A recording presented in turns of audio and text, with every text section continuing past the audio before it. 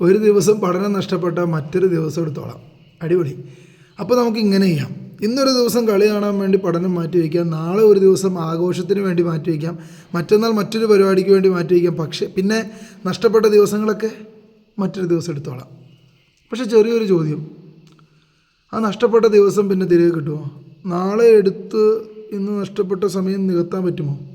ഇന്നത്തെ ദിവസം നാളെയിലേക്ക് മാറ്റാൻ കഴിയില്ല. കാരണം സമയം ബാങ്ക് അക്കൗണ്ടല്ല. ഇന്ന് ഉപയോഗിക്കാത്തത് നാളെ പോയി പിൻവലിക്കാൻ പറ്റില്ല. അല്ലാഹു തആല സത്യം ചെയ്ത് പറയുന്നുണ്ട്, വൽ അസ്ർ ഇന്നൽ ഇൻസാന ലഫീ ഖുസ്ർ. കാലം തന്നെയാണ് സത്യം, തീർച്ചയായും മനുഷ്യൻ നഷ്ടത്തിലാണ്. സൂറത്തുൽ അസ്റിൽ കാണാൻ പറ്റും. ശ്രദ്ധിക്കുക, അള്ളാഹു സമയം സാക്ഷിയാക്കി പറയുകയാണ് മനുഷ്യൻ നഷ്ടത്തിലാണെന്ന്. നമ്മളൊരു ദിവസം നഷ്ടപ്പെടുത്തുന്നു, പിന്നെ പറയുന്നു സാരമില്ല മറ്റൊരു ദിവസം എടുത്തോളാം.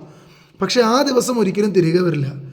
അള്ളാഹുവിൻ്റെ റസൂൽ സല്ലല്ലാഹു അലൈഹി വസല്ലം തങ്ങൾ പറഞ്ഞ ഒരു കാര്യമുണ്ട്, നിഅമതാനി മഗ്ബൂനും ഫീഹിമാ കസീറും മിനന്നാസി അസ്സുഹത്തു വൽ ഫറാഹു. രണ്ട് അനുഗ്രഹങ്ങളുടെ കാര്യത്തിൽ ധാരാളം മനുഷ്യർ വഞ്ചിതരാണ്, ആരോഗ്യവും ഒഴിവ് സമയവും. സ്വഹീഹുൽ ബുഖാരിയിൽ ഹദീസ് കാണാം. അപ്പോൾ വിഷയം കളി കാണുന്നതാണോ? അല്ല, കളി കാണരുത് എന്നല്ല ഞാൻ പറഞ്ഞത്.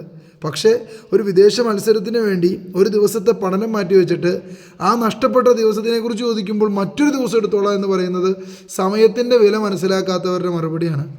കാരണം നഷ്ടപ്പെട്ട ദിവസം മറ്റൊരു ദിവസം കൊണ്ട് പകരം വയ്ക്കാൻ കഴിയില്ല. പോയ സമയം പോയത് തന്നെ. ഇന്ന് നിങ്ങൾ പാഴാക്കിയ സമയം നാളെ നിങ്ങളുടെ ജീവിതത്തിൽ എവിടെയെങ്കിലും ഒരു നഷ്ടമായി തിരിച്ചു വരും. അതുകൊണ്ട് കളി കാണും, ആഘോഷിക്കും, പക്ഷേ സമയത്തെ കളിയാക്കരുത്. കാരണം നാളെ നിങ്ങളുടെ കയ്യിൽ ഉണ്ടാകുന്നത് ഇന്നത്തെ സമയമായിരിക്കില്ല, ഇന്നത്തെ സമയത്തെക്കുറിച്ച് ഉള്ള കണക്കുകൾ മാത്രമായിരിക്കും.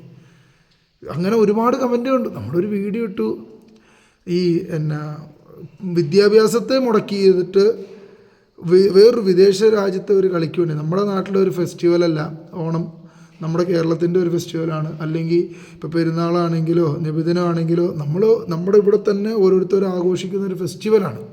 അല്ലെങ്കിൽ ഏതെങ്കിലും ഒരു സ്പെഷ്യൽ ഡേയുടെ ലീവുകൾ പോലെയുള്ള ഒരു സംഭവത്തിന് വേണ്ടിയിട്ടല്ല ലീവ് എടുത്തത്. നമ്മളുമായി യാതൊരു ബന്ധവുമില്ലാത്ത ഒരു ടീമിൻ്റെ, ഒരു രാജ്യത്തിൻ്റെ കളിക്ക് വേണ്ടിയിട്ട്. എന്നാൽ ആ രാജ്യക്കാർക്ക് അവിടെ ലീവുണ്ടോ? ഇല്ല. അതാ രസം, അവിടെ കൗതുകം. ആ രാജ്യക്കാർക്ക് അവിടെ ലീവില്ല. ആ കളി നടക്കുന്ന രാജ്യത്തിൽ ലീവില്ല.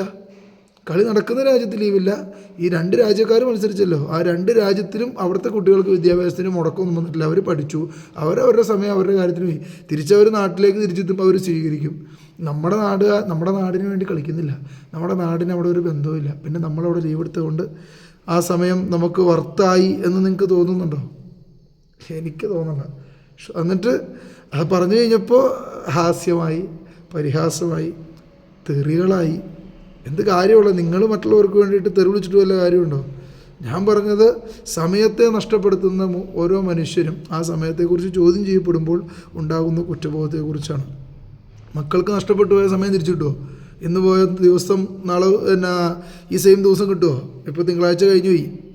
തിങ്കളാഴ്ച തന്നെ നിങ്ങൾക്ക് നാളെ ഇപ്പോൾ ശനിയാഴ്ച ക്ലാസ് എടുക്കുമ്പോൾ തിങ്കളാഴ്ചയാണ് നിങ്ങൾക്ക് കിട്ടണേ. ഇനി ശനി ഞായറെന്ന് പറയുന്നത് വേറൊരു കാര്യം ജസ്റ്റ് സൂചിപ്പിച്ചു എന്നുള്ളൂ. ഈ ശനി ഞായറെന്ന് പറയുന്നത് അധ്യാപകരെ സംബന്ധിച്ചിടത്തോളം അവരവരുടെ പ്ലാനുകൾ, പഠിപ്പിക്കുന്ന ഓരോ അധ്യാപകരും അവരവരുടെ പ്ലാനുകൾ തിരിച്ചു വയ്ക്കുന്ന ദിവസമാണ്. അന്ന് സ്പെഷ്യൽ ക്ലാസ് എടുക്കാമെന്ന് പറഞ്ഞു കഴിഞ്ഞാൽ തന്നെ ടാസ്ക്കാണ്.